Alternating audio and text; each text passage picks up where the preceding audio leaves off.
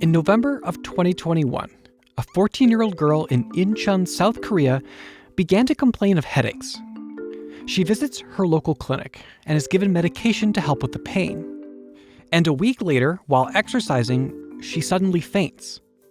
She's taken to a nearby hospital, and after some imaging and blood tests, her healthcare team discovers she's developed myocarditis. The team looks for possible causes, but can't find anything. The only notable finding is that 12 days before her fainting episode, she received her first dose of the Pfizer COVID-19 vaccine. In the past several months, we've heard a few stories like these, cases of myocarditis caused by the mRNA COVID-19 vaccines. And most of these reported cases happened in cis-men under the age of 30. It's now been several months since these reports first came out, and academic literature investigating these cases has begun to get published. We're now getting a glimpse into how likely people are to develop myocarditis from the mRNA COVID-19 vaccines, and how severe their symptoms tend to be.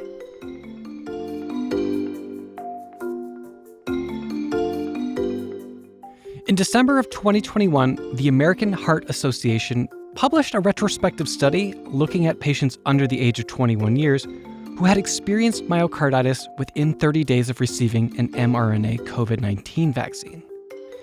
Here's some of the key points from that study. The researchers chose patients diagnosed with myocarditis and patients with suspected myocarditis coupled with elevated troponin levels and abnormal cardiac function. The median age of the selected 139 participants was 16 years, and the majority were male and white. And almost everyone in this study experienced myocarditis after their second vaccine dose. For these patients, symptoms of myocarditis began within a week of either their first or second vaccine dose, with a median of 2 days. They all experienced chest pain. A third of them had a fever, and a quarter experienced shortness of breath. Most of them had abnormal ECGs, but only a handful had non-sustained ventricular tachycardia. A fifth of the patients developed left ventricular ejection fractions of less than 55%, which resolved for all of them. And for those who did receive a cardiac MRI scan, both gadolinium enhancement and myocardial edema were seen on their imaging. The median hospital stay for these patients was 2 days, but ranged anywhere from 0 to 10 days, and 18% of them went to the ICU for care. So how did their healthcare teams treat these patients? Well, most were treated with NSAIDs, although the researchers at the study weren't able to determine if the NSAIDs were given for pain management or for anti-inflammatory reasons. About a fifth of the patients received IVIG and or glucocorticoids, and only 2 people received inotropic support. And finally, about a tenth of the patients just didn't receive any treatment at all. So, what are the takeaways here? First, there does appear to be a link between myocarditis and mRNA vaccines, but it's extremely rare. So let's just put this into perspective. In the United States, the chances of being killed in a car crash, from drowning, or from choking on food far, far outweigh the chance of developing myocarditis from the mRNA COVID-19 vaccines. In fact, people have a 1 in 625 chance of developing myocarditis by being infected by COVID. That's a rate 16 times higher than developing myocarditis from the vaccine. Now, while this study looked primarily at patients who took the Pfizer COVID-19 vaccine, there's emerging evidence that suggests that the Moderna vaccine has a very slightly higher risk of causing myocarditis. Again, not by much, but a higher risk nonetheless. This has led some public health agencies to prioritize giving the Pfizer vaccine to people under 30.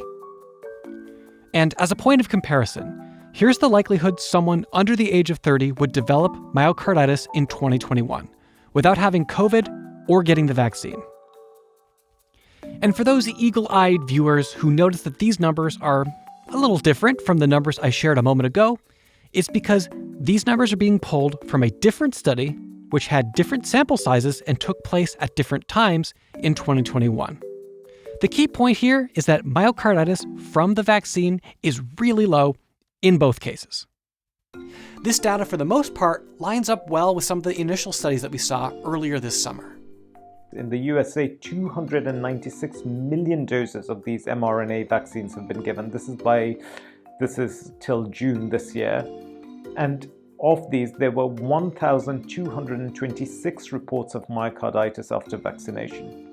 In the US, they clumped myocarditis, pericarditis, and myopericarditis under the term myocarditis. Those patients, the median age of those people who were affected was 26 years, and the time to onset was a median of 3 days after vaccination.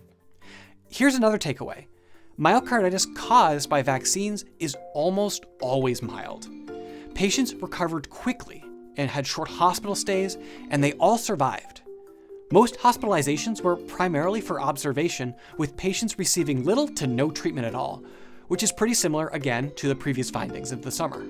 Now, there was an analysis of the patients in the US, and they found that 96% of those patients who had myocarditis had to be hospitalized, but fortunately, there were no deaths.